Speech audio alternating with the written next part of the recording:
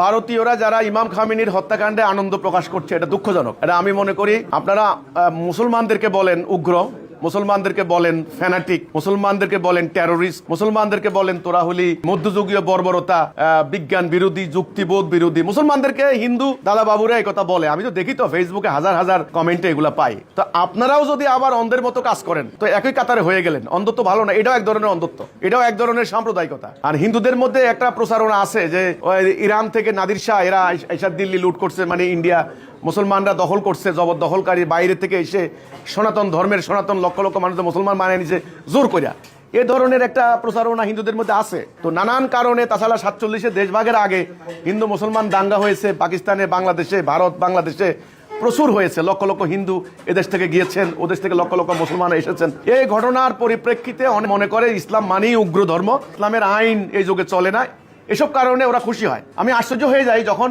প্যালেস্টাইনের লক্ষ লক্ষ শিশুকে হত্যা করা হয়েছে, তখন এই হিন্দু ভাইয়েরা কেন তারা মানে শোক মানে নিন্দা না জানিয়ে তারা খুশি হয়েছে। এবং আমরা শুনলাম তলে তলে ইসরায়েলের সেনাবাহিনীতে ভারত থেকে অনেক গিয়েছে, সত্য কি মিথ্যা আমি জানি না, আমার কাছে কোনো প্রমাণ নাই। আবার দেখা যাচ্ছে যে ইরানে যখন হামলা হলো, আপনার সর্বোচ্চ ধর্মীয় নেতা আলী খামেনিকে হত্যা করা হলো, তখন হাজার হাজার হিন্দু তারা মানে ব্রেভো, বাহাবা, গুড জব ইত্যাদি লাইক দিয়েছে। এটা তো অমানবিক নো। তো কাজেই মানবিক হওয়ার কথা তারা বলে, তাদেরকে আগে মানবিক হইতে হবে। আমরাও মানবিক হই, অন্যায়কে অন্যায় বলা শিখি।